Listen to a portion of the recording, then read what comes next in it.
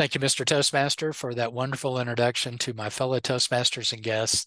Thank you so much for being here tonight. Each of us have two sets of grandparents and, of course, two grandfathers. And I was lucky. In my life, I got to know both of my grandfathers. One, that's him on the left. We called him Papa. And Papa lived a pretty tough life. He was a line worker at a factory, and I never knew him not to have a cigarette in his hand. By the time I was born, when he was 55 years old, I think the stress and the toll of life had really gotten the best of him. And he died of a heart attack when I was only 17. My other grandfather, his name was Jalmer, and he was the son of a Swedish immigrant. And he was the most upstanding, fine gentleman you would ever get to know. He didn't smoke, drink, or gamble, and he lived a life more by Puritan standards.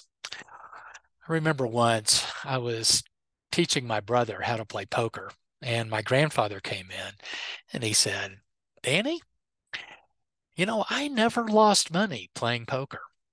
And I asked, "How is that even possible?" And he said, "Because I never played." The message was direct and understated, just like he was. Grandfathers have been on my mind a lot lately because, as you may know, I became one just recently. And it prompted me to look into the studies that have been done on aging and grandparenting and grandparents. I want to share some of that with you tonight. As we get older and become grandparents, I think we also become, and the studies prove this, more emotionally selective. We become closer to our families and closer to the people who have been with us through all of our lives. Another study asked the question, what is the favorite aspect of being a grandparent? No surprise in the first two, mutual affection, shared activities. This third one, though, I like it. Teaching and learning. And something that I couldn't quite get from the data that I read was, is this teaching and learning on behalf of the child, of the grandchild learning from the grandparents? Or more likely, is it the other way around? I'd like to think we're never too old to learn.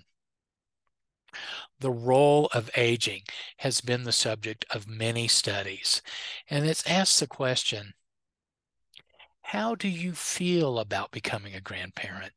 And surprisingly enough, younger grandparents feel older than their peers and the people that they are with. However, older grandparents feel younger.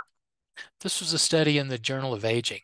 And from that same study, I love this quote: interaction with grandchildren can lead to younger age identity. Or, put another way, if you want to feel young, hang out with your grandchildren.